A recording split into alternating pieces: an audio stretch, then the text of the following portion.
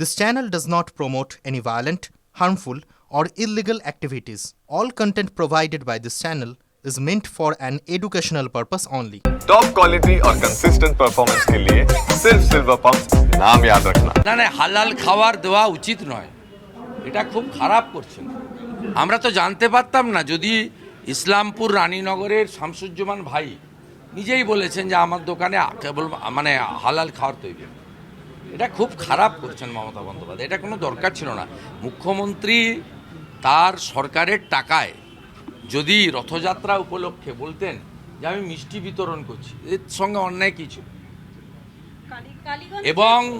এবং মুসলিমরা, আমাদের রেশন ডিলাররা বলছে, মুসলিমদেরকে তৃণমূলের নেতারা বলছে যেটা হালাল মিষ্টি তোমরা খেতে পারো।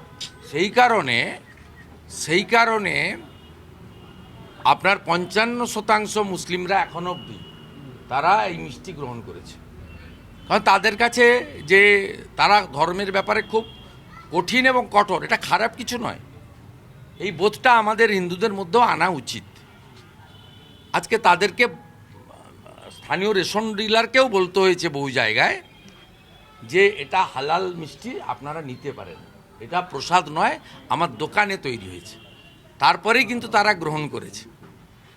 এটা খুব বিপজ্জনক। বাংলার করে দেখুন, মুনি ঋষির জায়গা, শ্রী চৈতন্যদেব স্বামী বিবেকানন্দের জায়গা, মঠ মন্দির সকালবেলা স্নানটা করে কাছা দিয়ে আমরা সবাই সূর্য প্রণাম, গায়ত্রী মন্ত্র এগুলো করি।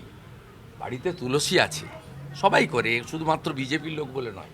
এটা প্রকৃতপক্ষে ওই মাকুরা ছাড়া আপনার এটা আমাদের রামকৃষ্ণদেব, মা শারদার জায়গায়, চৈতন্যদেবের জায়গায়, প্রণবানন্দ মহারাজের জায়গায়, এখানে এই জিনিসগুলো করা খুবই খুবই খারাপ।